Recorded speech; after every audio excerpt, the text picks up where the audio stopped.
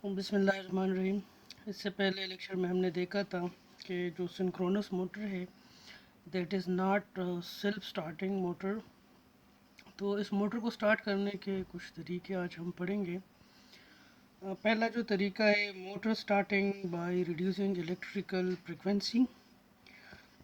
तो इस तरीके में हम ये देखेंगे कि हम जो 3 फेज़ वाइंडिंग के जो इलेक्ट्रिकल करंट से हम इसको एनर्जाइज करते हैं, तो उसकी अगर फ्रिक्वेंसी को स्टार्ट में कम रखा जाए तो वो जो रोटेटिंग मैग्नेटिक फील्ड जनरेट होगा उसका आरपीएम जो है वो बहुत कम होगा। ठीक है, तो then there will be no problem for the rotor to accelerate and to lock in with the stator magnetic field.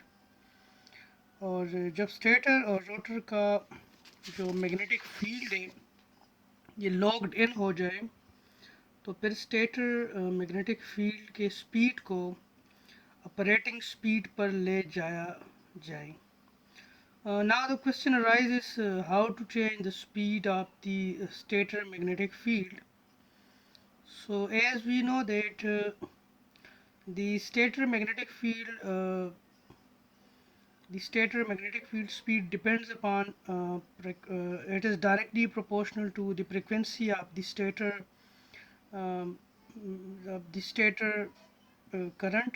यानी स्टेटर को जो आप करंट दे रहे हैं उसकी जो फ्रिक्वेंसी है उसके वो डायरेक्ट रिलेशन में है और नंबर ऑफ पोल्स के इन्वर्स रिलेशन है। So N M is equal to 120 into frequency divide by number of poles. You can say that n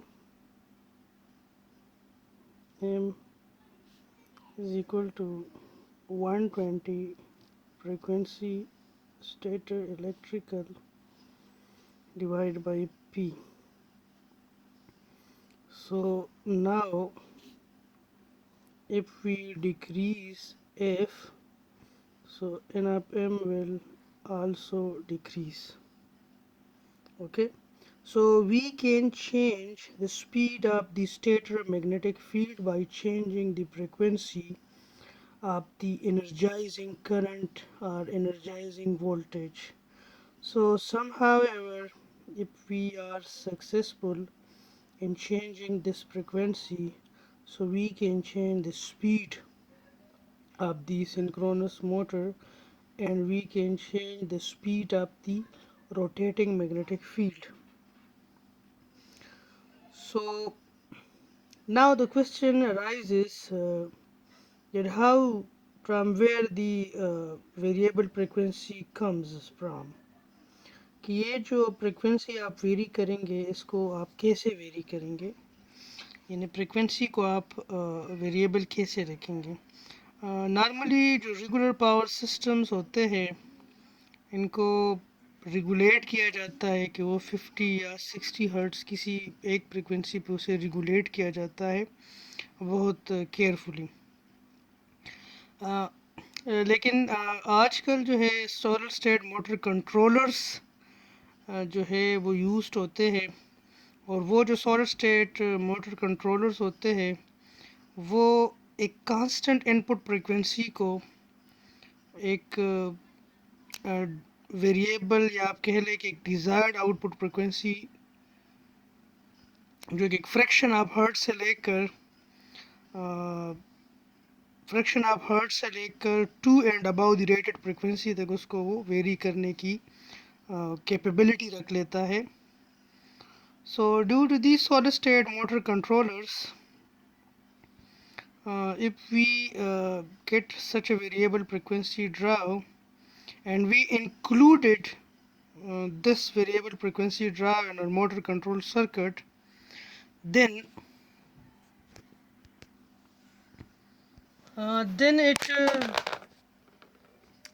it will be very easy to start the synchronous motor. We have to do we have to adjust the frequency at very low value for starting. Start में हमने क्या करना है कि अपनी जो variable drive है frequency drive, उसकी फ्रिक्वेंसी हमने बहुत कम रखनी है। तो कम फ्रिक्वेंसी पे हम अपने मोटर को स्टार्ट करेंगे, ठीक है। So at low frequency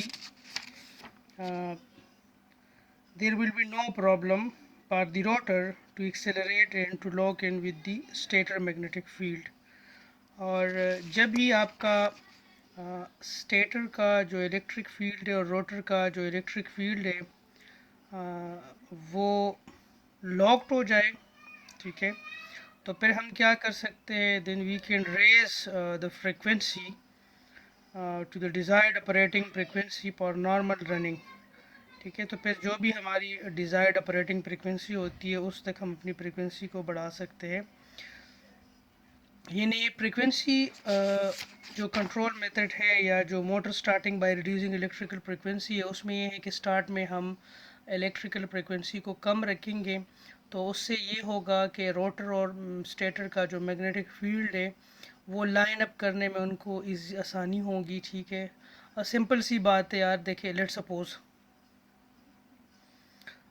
suppose आप किसी सर्कल में एक पत्थर को रोटेट कर रहे हैं, ठीक है, आपने एक पत्थर के एंड को किसी धागे से बांधा हुआ है, ठीक है, और आप उसको रोटेट कर रहे हैं, ठीक है। तो आपने सर्कल के सरकमफ्रेंस के साइड पे खड़े रह के उस पत्थर को आपने खींच करना है, ठीक है। वो उसको रोटेट कर रहा है, एक बंदा है सर्कल के सेंटर में खड़ा है, ठीक है, और वो पत्थर को रोटेट कर रहा है, ठीक है। आपने सर्कल से बाहर आपने खड़े रह के उसको कैच करना है। तो आप उसको कैसे कैच करेंगे? इसके दो तरीके हैं। एक तरीका तो ये है कि जिस डायरेक्शन में वो पत्थर जो है वो रोटेट कर रहा है आप भी उसी डायरेक्शन में घूमना स्टार्ट करें, तो आपका जो रिलेटिव स्पीड है, ठीक है, वो क्या हो जाएगा, कम हो जाएगा और आप उस पत्थर को कैच करने के एबल हो जाएंगे। दूसरा ये है कि जो बंदा जिस पत्थर को रोटेट कर रहा है उससे आप कह दें कि भाई पत्थर का जो स्पीड है उसको थोड़ा कम कर दो ताकि मैं इसको कैचअप कर सकूं। तो यहाँ पे एग्जैक्टली सेम एनालॉजी है कि दो तरीके हैं। एक तरीका ये है कि आप इलेक्ट्रिकल फ्रिक्वेंसी को रिड्यूस करें, तो इससे ये होगा कि रोटेटिंग मैग्नेटिक फील्ड का जो आरपीएम है, जो स्पीड है, वो कम हो जाएगा। तो आपका जो रोटर है जो अभी स्टेशनरी है उसका जो मैग्नेटिक फील्ड है वो स्टेटर के मैग्नेटिक फील्ड को आसानी से कैचअप कर सकेगा। दूसरा जो तरीका है उस तरीके में ये है कि आपका जो रोटर है उसको किसी तरीके से रोटेट किया जाए in the direction of the rotating magnetic field. तो इस तरीके को हम पढ़ते हैं अभी।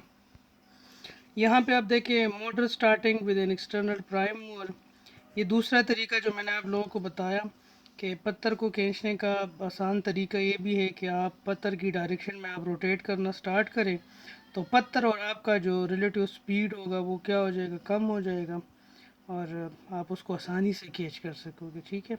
तो इसमें क्या है कि आपका जो रोटेटिंग मैग्नेटिक फील्ड है उसी डायरेक्शन में आप अपने रोटर को किसी एक्सटर्नल प्राइम मूवर से घुमाएं, ठीक है। तो जब आपका रोटर और आपकी रोटेटिंग मैग्नेटिक फील्ड का जो स्पीड है वो सेम हो जाए तो एक दूसरे के लिहाज से वो स्टेशनरी हो जाएंगे और उसको आपका जो रोटर का जो मैग्नेटिक फील्ड है उसके लिए आपके रोटेटिंग मैग्नेटिक फील्ड को कैच करना इजी हो जाएगा। यहाँ पे आप देखें कि इस अप्रोच में starting synchronous motor is to attach an external starting motor to it, किसी प्राइम मोड से आपने इसको अटैच किया and bring the synchronous machine up to full speed with the external motor, then the synchronous machine can be parallel with its power system as a generator can be detached from the shaft of the machine. Once the stator motor is turned off, the shaft of the machine slows down, the rotor magnetic falls behind BNet, ठीक है। तो motor starting external prime mover में आप क्या करते हैं कि आप किसी प्राइम मूवर के ज़रिए यानी किसी दूसरे मोटर के ज़रिए किसी भी दूसरे मोटर के ज़रिए आप अपने मोटर का जो रोटर है उसको आप घुमाते हैं, ठीक है। तो जैसे ही वो उस स्पीड तक पहुंच जाता है जो सिंक्रोनस स्पीड है यानी जिस स्पीड के साथ आपका रोटेटिंग मैग्नेटिक फील्ड जो है वो रोटेट कर रहा है, तो जैसे ही उस स्पीड पे चला जाए, ठीक है, तो उसके साथ इंटरलॉक हो जाएगा और आपका जो फिर बेशक आपका जो एक्सटर्नल प्राइम मूवर था उसको आप डिसकनेक्ट कर दें, आपका मोटर जो है वो स्टार्ट हो चुका होगा, ठीक है। जो थर्ड मेथड है and that is the most widely used method, that is called motor starting by using a damper winding, या इसको एमोर्टासर वाइंडिंग भी कहते हैं। ठीक है, इसको डैम्पर वाइंडिंग भी कहते हैं। इसमें आप करते क्या है कि आप अपने रोटर के ऊपर जो है जो वाइंडिंग आपने की हुई होती है, ठीक है, तो आप उन वाइंडिंग को शॉर्ट कर देते हैं। ठीक है, ये this suppose this is a two pole, this is a two pole machine, इसके ऊपर आपने डैम्पर वाइंडिंग की हुई है, तो आपने इसके ऊपर जो आपने एक्चुअली वाइंडिंग की हुई है जिससे आप मैग्नेट बना रहे हैं, ठीक है, तो आप क्या कर रहे हैं, इन दोनों को यहाँ पे एक्सटर्नल डीसी जिस पॉइंट्स पे आप दे रहे हैं उनको आप शॉर्ट सर्किट कर देते हैं। ठीक है, शॉर्ट सर्किट करने के बाद क्या हो जाता है, शॉर्ट सर्किट होने के बाद यहाँ पे आपने थ्री फेस करंट जो है सप्लाई किया हुआ है स्टेटर को, तो जैसे ही आप स्टेटर को थ्री फेस करंट सप्लाई कर देते हैं, ठीक है, वो फ्लक्स आके वो रोटेटिंग फ्लक्स जो है रोटेटिंग मैग्नेटिक फील्ड की वजह से जो फ्लक्स है वो आके इनको कट करना स्टार्ट कर देता है। क्योंकि ये शॉर्ट सर्किटेड होते हैं तो इसमें ईएमएफ इंड्यूस्ड हो जाता है और इस ईएमएफ की वजह से इसका अपना फ्लक्स जो है वो क्रिएट हो जाता है। ठीक है, अब यहाँ पे जो ईएमएफ इंड्यूस्ड होता है, ठीक है, वो किसके बराबर होता है और उसका डायरेक्शन किस चीज़ पर डिपेंड करता है।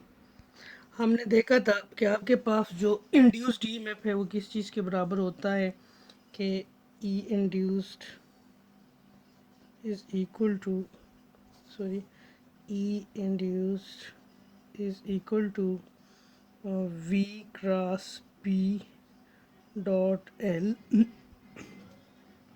where V is the velocity of the bar, velocity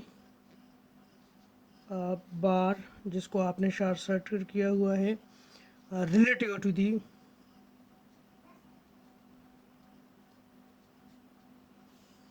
relative to the magnetic field,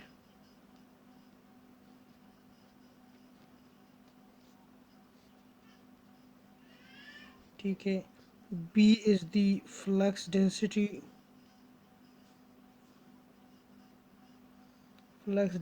vector, and L is the length of the conductor in the magnetic field, length of the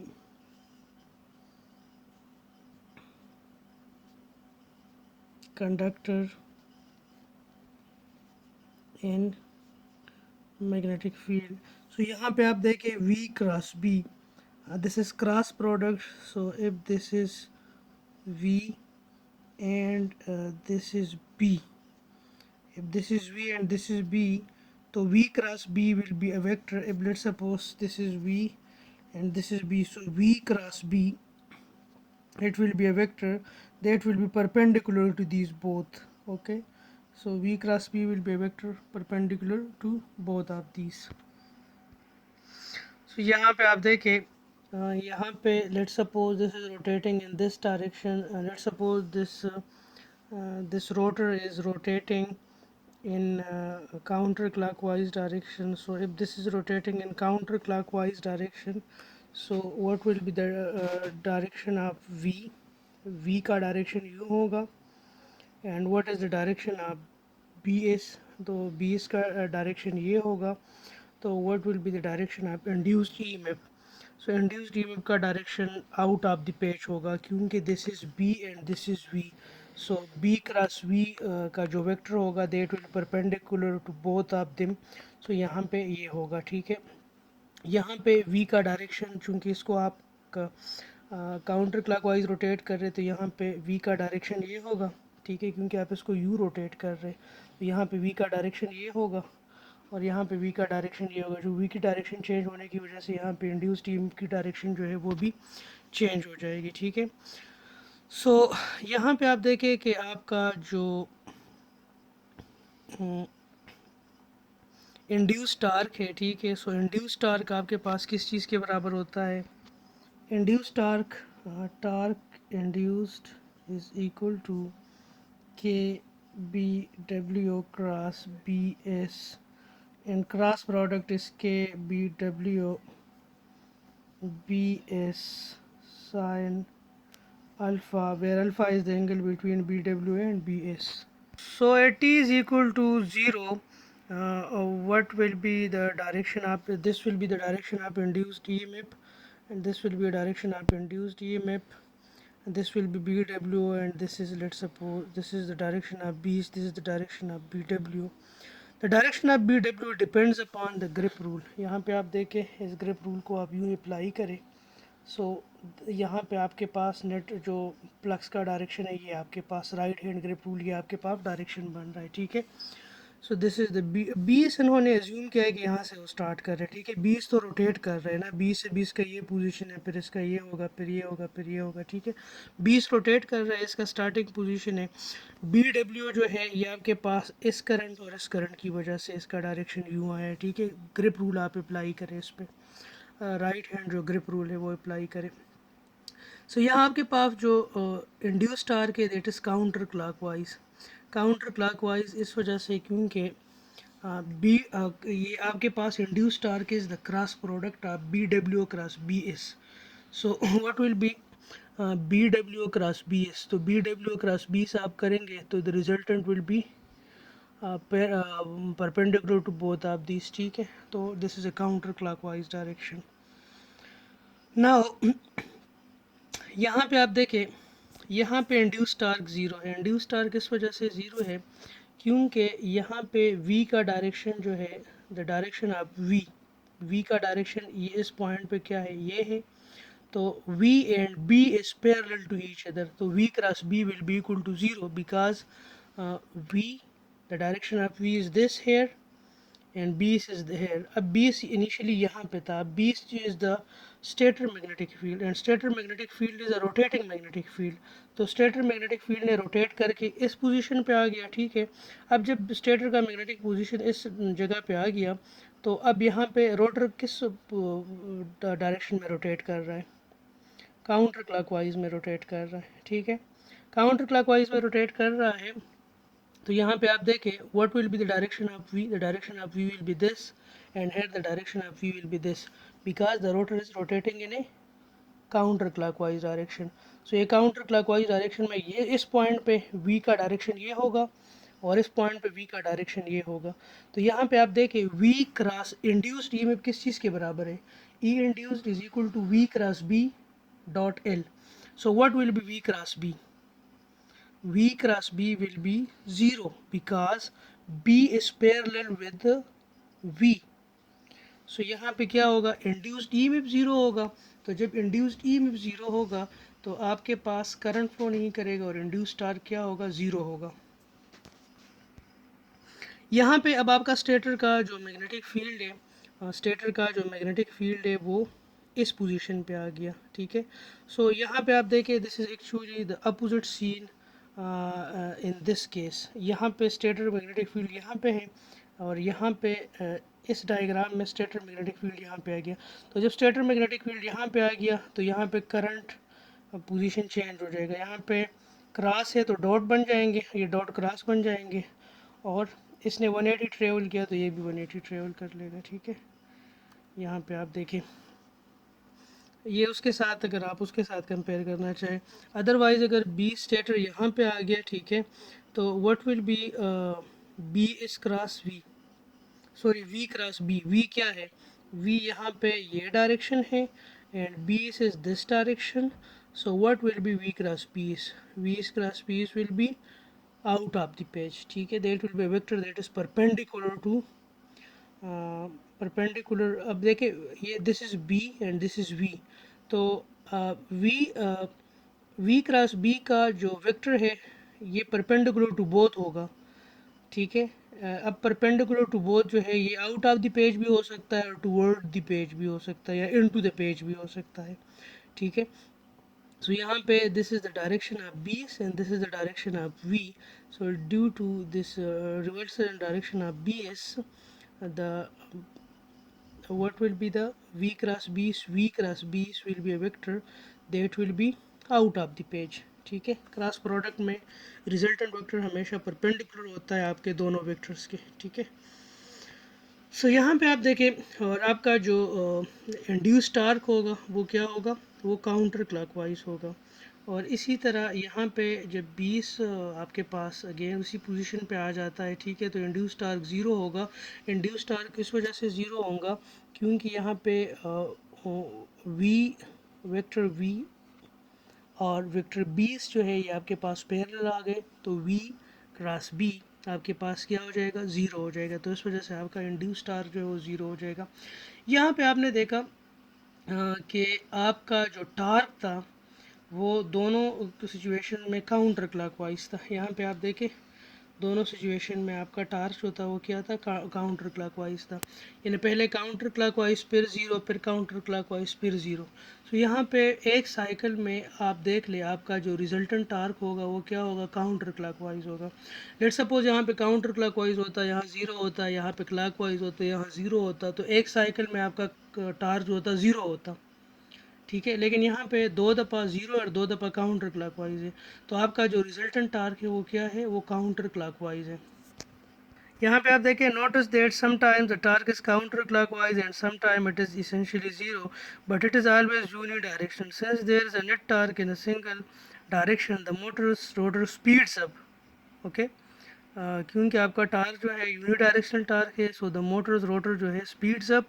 this is entirely different from starting a synchronous motor with its normal field current, since in that case torque is first clockwise and then counterclockwise, averaging out to zero. In this case torque is always in the same direction, so there is a non-zero average torque.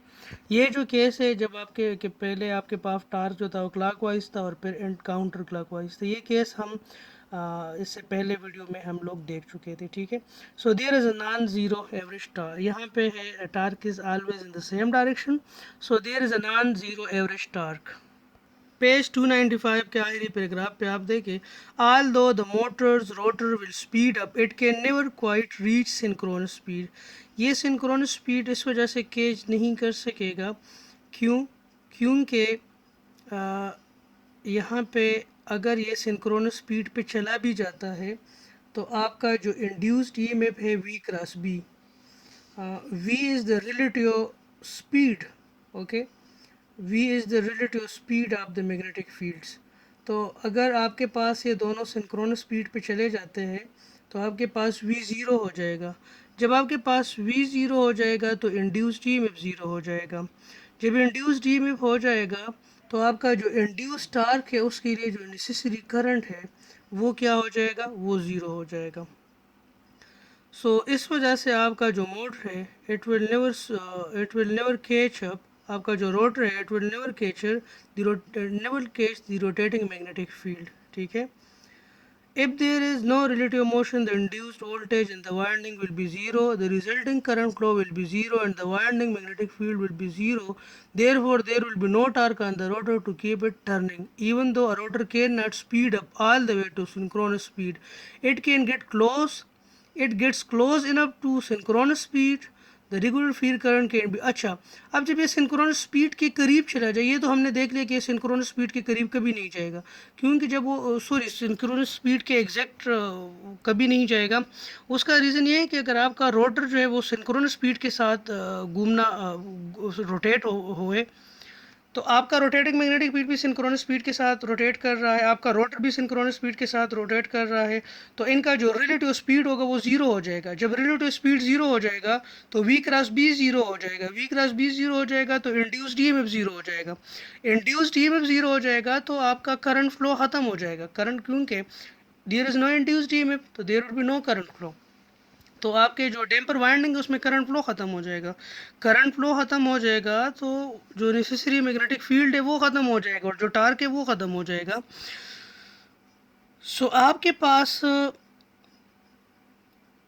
ये जैसे ही आपके पास आपका जो rotor है synchronous speed के करीब तर पहुंच जाए, एग्जैक्ट तो नहीं पहुंच सकता लेकिन ये अगर करीब तर पहुंच जाए तो आप फिर क्या करते हैं, आपने जो वाइंडिंग शॉर्ट सर्किट की हुई होती है ना उनको आप फील्ड करंट दे देते हैं। शॉर्ट सर्किट हटा के आप उनको क्या करते हैं, फील्ड करंट दे देते हैं। जब आप उनको फील्ड करंट देते थे तो वो क्या बन जाता है, रोटर का मैग्नेट बन जाता है और वो जो रोटेटिंग मैग्नेटिक फील्ड है उसके साथ इंटरलॉक हो जाता है ठीक है, और उसके साथ वो सिंक्रोनस स्पीड पे वो घूमना स्टार्ट कर देता है। यहाँ पे इसकी समरी आप देखें, to summarise, if machine has master winding it can be started by the following procedure. सबसे पहले field winding, disconnect the field winding from the DC power source and short them out, पहली बात। दूसरी बात, apply a 3-phase voltage to the stator of the motor and let the rotor accelerate up to near synchronous speed. The motor should have no load on its shaft so that its speed can approach in synchronous as closely as possible. जब आपका rotor जो है वो synchronous speed के करीब पहुंच गया, आपने लोड अभी नहीं डालना, मोटर के ऊपर लोड नहीं डालना, इसको सिंक्रोनस स्पीड के करीब तक उसको पहुंचने दे। फिर आपने क्या करना है, आपका जो डीसी फील्ड सर्किट है उसको पावर सोर्स के साथ कनेक्ट कर ले। After this is done, the motor will lock into step at synchronous speed and loads may then be added to its shaft. So ये आपके पास सिंक्रोनस मोटर को स्टार्ट करने के 3 तरीके थे। पहला तरीका ये था कि by reduction of electrical frequency. दूसरा जो तरीका था कि आप सिंक्रोनस मोटर जो है उसको, उसके जो रोटर है उसको किसी एक्सटर्नल प्राइम मूवर से घुमाए।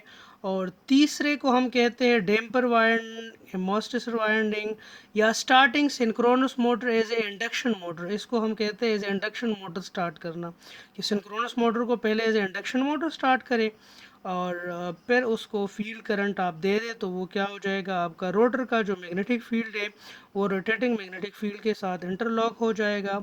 और उसके बाद आप इसको as a synchronous motor operate होने दें। ठीक है, so this was all about how to start rotate synchronous motor. ठीक है, इस लेक्चर को कैरी ऑन करते हैं, हम उसके कुछ इक्विवेलेंट मॉडल को भी देखते हैं। So in this part of lecture we will study about the equivalent circuit of a synchronous motor. In chapter 4 we have studied about the equivalent circuit of a synchronous generator, and finally we draw this circuit. This is the field circuit, this is RF, this was LF. ये आपके पास rotor का circuit था, generator का जो rotor था, this was RF। यहाँ पे आप फील्ड करंट देते थे, और दिस वाज RF। ये variable field current, variable field resistor था, इसको आप कम ज़्यादा करने से आप फील्ड करंट कंट्रोल करते थे, दिस वाज LF। और यहाँ पे आप पर पेस आपने ड्रा किया था सिंक्रोनस जनरेटर के केस में, प्लस माइनस, और यहाँ पे आपने इंडक्टर लगाया, ये दिस वाज सिंक्रोनस रिएक्टेंस। ठीक है, और ये आपने मॉडल किया था, दिस वाज RA। ठीक है, this was for phase 1, this was for phase 2,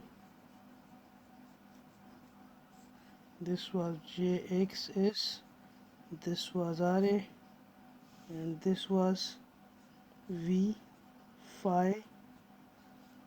ठीक है, this was EA, this was EA2, this was V phi।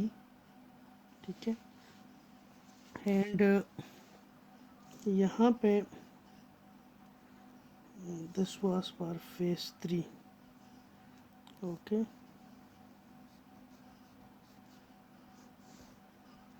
JXS, RA, EA, and this was V phi, or this was V terminal। ठीक है, so this was the equivalent circuit of a synchronous generator। तो synchronous generator के case में क्या होता था कि आपका जो, आप यहाँ से फील्ड करंट देते थे रोटर को, रोटर जो था वो एक इलेक्ट्रोमैग्नेट बन जाता था, और उसको आप रोटेट करते थे, तो वो रोटेटिंग मैग्नेटिक फील्ड जो है ये आपने स्टेटर के ऊपर 3 फेज वाइंडिंग की हुई होती थी, तो ये थ्री फेज वाइंडिंग जो है इसको फ्लक्स कट करता था और इसमें ये इंटरनली जनरेटेड ई फ्लो ई इंड्यूस्ड हो जाता था और इस ई की वजह से यहाँ पे करंट फ्लो करता था जिसे हम आई ए कहते थे। यहाँ पे देखिए यहाँ पे करंट फ्लो करता था आई ए, ठीक है। तो इस पे हमने के भी रिप्लाई किया था और हमने देखा था कि E A was equal to V phi plus I A R A plus J X S I A. इस पे हमने के भी रिप्लाई किया था और हमारे पास एक फेस के लिए इक्वेशन आया था, ठीक है, कि E A is equal to V phi plus I R A plus J X S I A. So synchronous motor और सिंक्रोनस जनरेटर का इक्विवेलेंट सर्किट जो है वो बिल्कुल सेम होगा, लेकिन मोटर के केस में आप यहाँ पर करंट लेने की बजाय आप करंट देते हैं। ये नहीं, करंट का डायरेक्शन ये नहीं होगा बल्कि करंट का डायरेक्शन ये होगा, this will be I A, this will be I A, ठीक है। यहाँ पे आप करंट देंगे, ये आई ए होगा। तो आई ए का जो डायरेक्शन है वो क्या हो गया, वो चेंज हो गया। अब यहाँ पे आपके पास ये क्या बनेगा, E A is equal to V phi minus I A R A, क्योंकि minus represent the direction of the reversal of current, ठीक है। तो अब आपके पास ये इक्वेशन बनेगा। आपने करंट का डायरेक्शन क्यों चेंज किया, क्योंकि सिंक्रोनस मोटर के केस में आप थ्री फेज करंट स्टेटर को देते हैं। देखिए मोटर और जनरेटर दोनों के केस में आप फील्ड करंट देते हैं। ये आई एफ जो है करंट है, दिस आई एफ करंट, ये आप मोटर के केस में भी देते हैं, ये आप जनरेटर के केस में भी देते हैं, ठीक है। अब ये मोटर के केस में आप यहाँ पे थ्री फेस करंट देंगे, ये स्टेटर है actually, this is three phase stator winding, ठीक है। तो मोटर के केस में आप यहाँ पे करंट देंगे, तो जब आप इसको करंट देंगे तो यहाँ पे थ्री फेस करंट देने से क्या होगा, एक रोटेटिंग मैग्नेटिक फील्ड जनरेट होगा और वो रोटेटिंग मैग्नेटिक फील्ड जो है समहाउ आपका जो ये मैग्नेटिक फील्ड है, रोटर का जो मैग्नेटिक फील्ड है, somehow you have to interlock this magnetic field with the rotating magnetic field. वो तीन तरीके हमने पढ़े थे, बाय रिड्यूसिंग इलेक्ट्रिकल फ्रिक्वेंसी, कि ये जो थ्री फेज सप्लाई आप दे रहे हैं इसके इलेक्ट्रिकल फ्रिक्वेंसी को रिड्यूस करें तो इसकी रोटेशन स्पीड जो है कम हो जाएगी, या इस रोटर को किसी एक्सटर्नल प्राइम मूवर से इसको क्या किया जाए, घुमाया जाए और जैसे ही सिंक्रोनस स्पीड पे पहुंच जाए, ठीक है, एक्सटर्नल प्राइम मूवर को छोड़ दे, ठीक है, और इसको क्या करें, इसके साथ इंटरलॉक हो जाएगा रोटेटिंग मैग्नेटिक फील्ड। तीसरा तरीका ये था कि इसको, ये जो आपकी जो दो वाइंडिंग है प्लस और माइनस, इसको शॉर्ट सर्किट कर दे। ये शॉर्ट सर्किट करेंगे तो ये फ्लक्स आके इसको कट करेगा, इसमें ईएमएफ इंड्यूस्ड होगा, उस ईएमएफ की वजह से क्या होगा, इसमें फ्लक्स करंट फ्लो करे, करंट की वजह से इसका अपना फील्ड बनेगा, उस फ्लक्स की वजह से क्या होगा, टार्क होगा, और टार्क की वजह से इसके पीछे रोटेट करना स्टार्ट कर देगा, ठीक है। जब इसके पीछे रोटेट करना स्टार्ट कर देगा इसके डायरेक्शन में, तो ये इसके कभी भी इसके बराबर नहीं आएगा, क्योंकि जब इसके बराबर आएगा तो आपके पास जो v क्रॉस b था, ठीक है, वो आपके पास ज़ीरो हो जाएगा, क्योंकि v वाज द स्पीड। तो ये आप लोगों ने भी इसी लेक्चर में आप लोगों ने देखा था। तो ये आपके पास इक्विवेलेंट सर्किट आप मोटर है और ये इक्विवेलेंट सर्किट आप जनरेटर से कैसे डिफरेंट है। वहाँ पे आप थ्री फेज वाइंडिंग जो आपने स्टेटर के ऊपर की थी, जनरेटर के केस में वहाँ से आप करंट ले रहे थे, तो करंट का डायरेक्शन ये था। यहाँ पे मोटर के केस में आप करंट देंगे तो करंट का डायरेक्शन चेंज हो गया। This was obtained, this was the KVL equation for the generator, लेकिन चूंकि आपने क्या किया, आपने करंट के डायरेक्शन को चेंज कर दिया, तो अगर आई ए यहाँ पे था तो उसकी जगह आप माइनस आई ए लिख लें, तो आपके पास फिर ये, या अगेन यहाँ पे आप के वी रिप्लाई करें, this V phi is now rise, this is drop, this is drop and also this is drop, ठीक है। सो अब आपके पास मोटर के केस में आपका जो इक्विवेलेंट सर्किट होगा, और मोटर जनरेटर के केस में इक्विवेलेंट सर्किट सेम होगा, लेकिन डिफरेंस कहाँ पे होगा, सिर्फ करंट के डायरेक्शन में डिफरेंस होगा, बाकी आपका सेम होगा, ठीक है। सो इस लेक्चर में इतना ही काफ़ी है, आगे इंशाल्लाह इसको मज़ीद डिटेल से स्टडी करेंगे। ओके जी, अल्लाह हाफ़िज़।